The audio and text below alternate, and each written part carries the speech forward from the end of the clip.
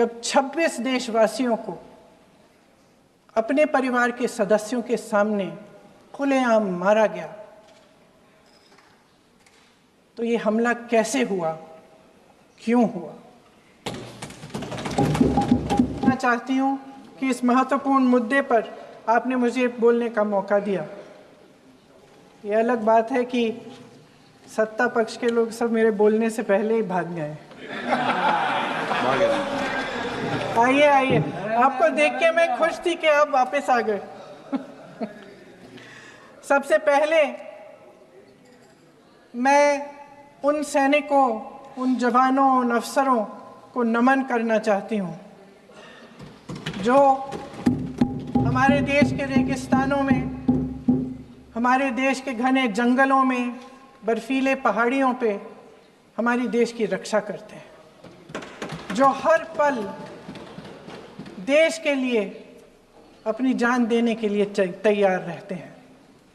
1948 से लेकर अब तक, जब से पाकिस्तानी रेडर्स ने कश्मीर पे हमला किया, तब से लेकर अब तक हमारी देश की अखंडता की रक्षा करने में उनका बड़ा योगदान है। हमारी आज़ादी अहिंसा के आंदोलन से हासिल हुई, लेकिन जैसे मैंने कहा, उसको कायम रखने के लिए हमारी सेना का बहुत बड़ा योगदान है। अध्यक्ष महोदय, कल मैं सदन में बैठी हुई सबके भाषण सुन रही थी। आदरणीय रक्षा मंत्री महोदय ने बोला, सत्ता पक्ष के कई मंत्रियों ने बोला। 1 घंटे का रक्षा मंत्री जी का लंबा भाषण था। सुनते सुनते एक बात मुझे बहुत खटक रही थी। उसके बाद जब दूसरे भाषण भी सुने आपके सत्ता पक्ष के, तब भी ये बात बार बार मेरे मन में आ रही थी कि सारी बातें कर ली, ऑपरेशन सिंदूर की बात कर ली, आतंकवाद की बात कर ली, देश की रक्षा की बात कर ली, इतिहास का पाठ भी पढ़ा दिया, लेकिन एक बात छूट गई। उस दिन 22 अप्रैल 2025 को जब 26 देशवासियों को अपने परिवार के सदस्यों के सामने खुलेआम मारा गया, तो ये हमला कैसे हुआ, क्यों हुआ?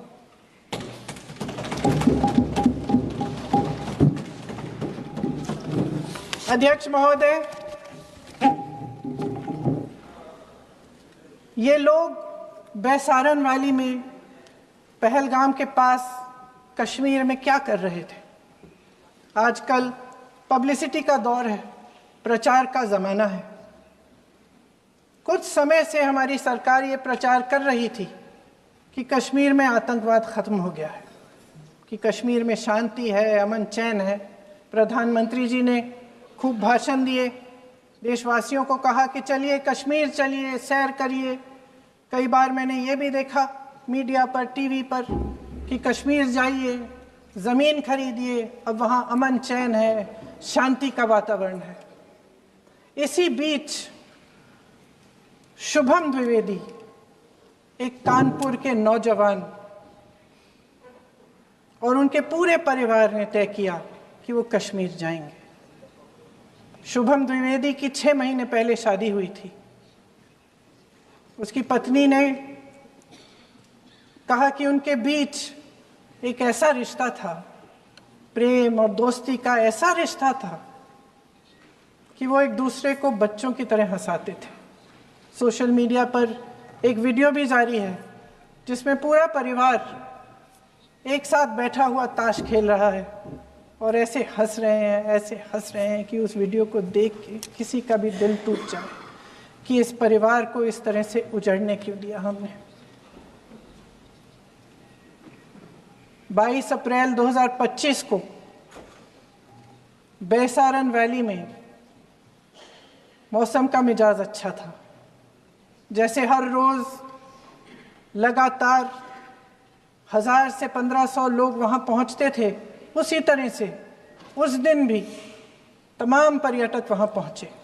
वहाँ का रास्ता आसान नहीं है अध्यक्ष महोदय जी, जंगल से जाना पड़ता है, पहाड़ों के बीच जाना पड़ता है, घोड़े से जाना पड़ता है। ये परिवार वहाँ पहुँचे, मौसम सुहाना था, उनके बच्चे ट्रैम्पोलिन पे खेल रहे थे, कोई जिपलाइन कर रहा था, कोई चाय पी रहा था, तो कोई कश्मीर की सुंदर वादियों की ठंडी हवा का मज़ा ले रहा था। शुभम अपनी पत्नी के साथ एक स्टॉल पे खड़े थे। तभी अचानक 4 आतंकवादी जंगल में से निकलते हैं और शुभम को वहीं अपनी पत्नी के सामने मार डालते हैं। उसके बाद वे वहाँ से पूरे वैली में 1 घंटे के लिए लोगों को चुन चुन कर मारते हैं। किसी के पति को अपनी पत्नी के आंखों के सामने, किसी के पिता को अपने बेटे के सामने, चुन चुन कर 26 लोगों को मार डालते हैं। शुभम की पत्नी घबराकर वहां से भागने की कोशिश करती है, अपनी जान बचाने के लिए जंगल की तरफ दौड़ती है। वहां पता चलता है कि तमाम लोग जंगल की तरफ दौड़े हैं और अपनी जान बचाने की कोशिश कर रहे हैं। कोई अपने बेटे का हाथ पकड़ के पहाड़ों पर घसीटता हुआ जा रहा है, कोई कश्मीरी घोड़े वालों और गाइडों की मदद लेते हुए चले जा रहा है। कोई रास्ता नहीं है, कोई तरीका नहीं है, लेकिन किसी न किसी तरह से शुभम की पत्नी के शब्दों में किसी ऐसी शक्ति ने हमको बचा कर रखा कि हमें किसी न किसी तरह से हम अकेले नीचे पहुंचे। और मैं उनके लफ्ज पढ़ना चाहती हूं, क्योंकि उन्होंने कहा कि इस पूरे समय जब 1 घंटे के लिए चुन चुन कर भारतीय नागरिकों को मारा जा रहा था, इस पूरे समय उसे एक सुरक्षाकर्मी नहीं दिखा, एक सैनिक नहीं दिखा।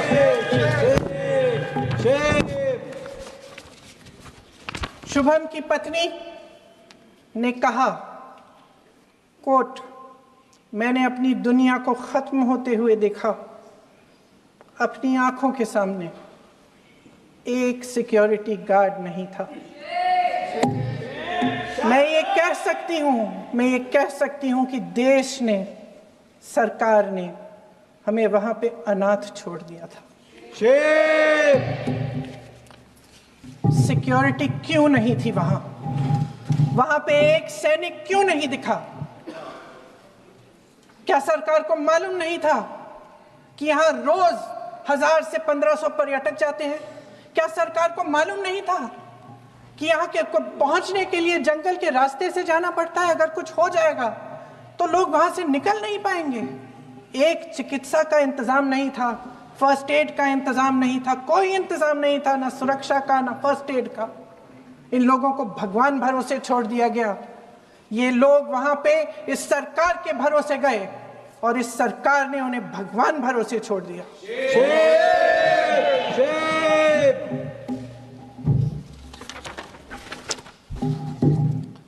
मैं पूछना चाहती हूं, ये किसकी जिम्मेदारी थी?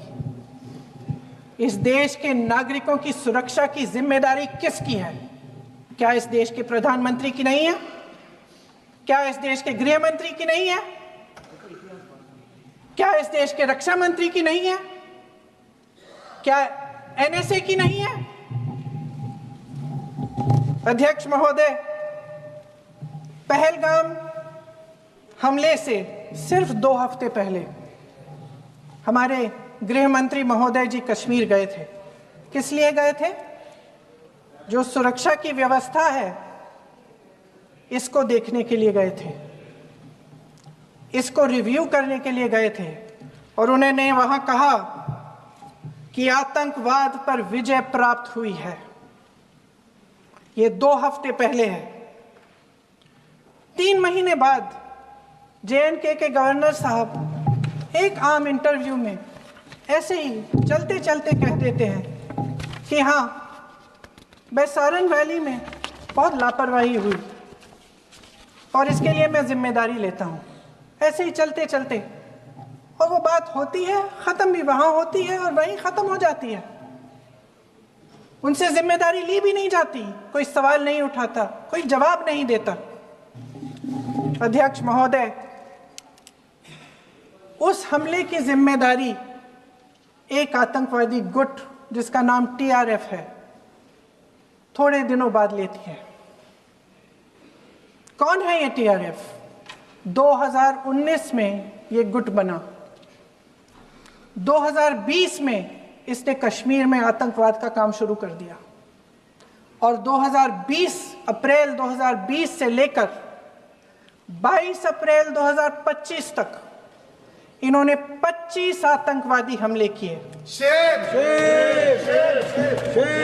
गृह मंत्री महोदय ने जब यूपीए सरकार के समय के आतंकवादी हमले गिने तो लगभग 25 गिनवाए थे अभी अपने भाषण में।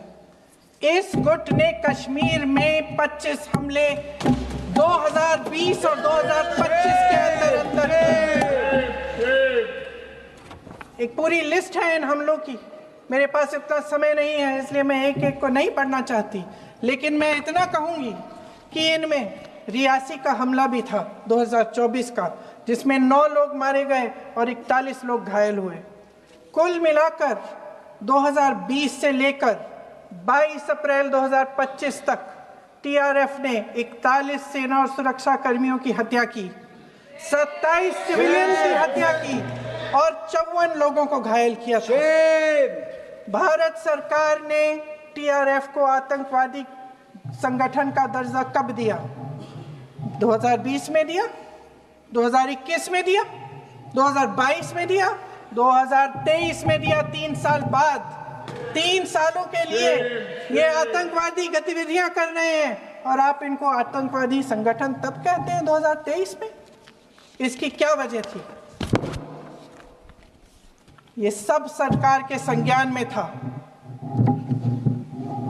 और आप मुझे बताना चाहते हैं, सत्ता पक्ष के नेता बताना चाहते हैं कि ये सब आपके संज्ञान में था, लेकिन कोई भी एक ऐसी एजेंसी नहीं है हमारी सरकार की जिसको पता चला कि ऐसा हमला, ऐसा भयानक हमला होने जा रहा है हमारे देश में, कि पाकिस्तान में बैठे हुए इस हमले की योजना बन रही है कि हम भारत जाके हैवानियत करेंगे, 26 लोगों को मार डालेंगे और हमें पता ही नहीं है। क्या ये हमारी एजेंसियों की विफलता है कि नहीं है? ये बहुत बड़ी विफलता है, एक बहुत बड़ी विफलता है। जानते थे कि ये गुट है, जानते थे कि 5 सालों से ये आतंकवादी हमले कर रहा है, अध्यापकों को मारा, आर्मी के बड़े बड़े अफसरों को मारा, आम जनता को मार डाला, पुलिस वालों को मार डाला, और आप इन पे निगरानी नहीं रख रहे थे। और ये जो एजेंसियां हैं इनकी जिम्मेदारी कौन लेगा? क्या IB चीफ ने अपना इस्तीफा दिया? क्या किसी ने इस्तीफा दिया? गृह मंत्री जी के कार्य क्षेत्र में आता है इंटेलिजेंस ब्यूरो। क्या गृह मंत्री जी ने इस्तीफा दिया? इस्तीफा छोड़िए, जिम्मेदारी ली।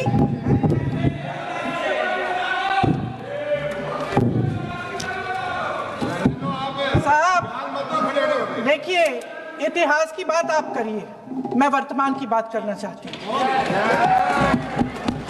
आपको तो एक बहाना चाहिए, आपको तो एक बहाना चाहिए। पूरे परिवार का नाम गिनवा देते हैं। अरे अपनी जिम्मेदारी खुद लीजिए। 11 सालों के लिए तो सत्ता में आप हैं। अभी नेहरू को छोड़ नहीं रहा। कल माननीय गौरव गोगोई जी ने अपने भाषण में पूछा गृह मंत्री जी से, क्या आपकी जिम्मेदारी नहीं थी? मैं देख रही थी। राजनाथ जी, रक्षा मंत्री जी यूं अपना सर हिला रहे थे, कुछ बोले नहीं। अंदर से ये महसूस हुआ होगा कि यहाँ कुछ जिम्मेदारी थी, लेकिन माननीय गृह मंत्री महोदय जी हंस रहे थे, वे हंस रहे थे।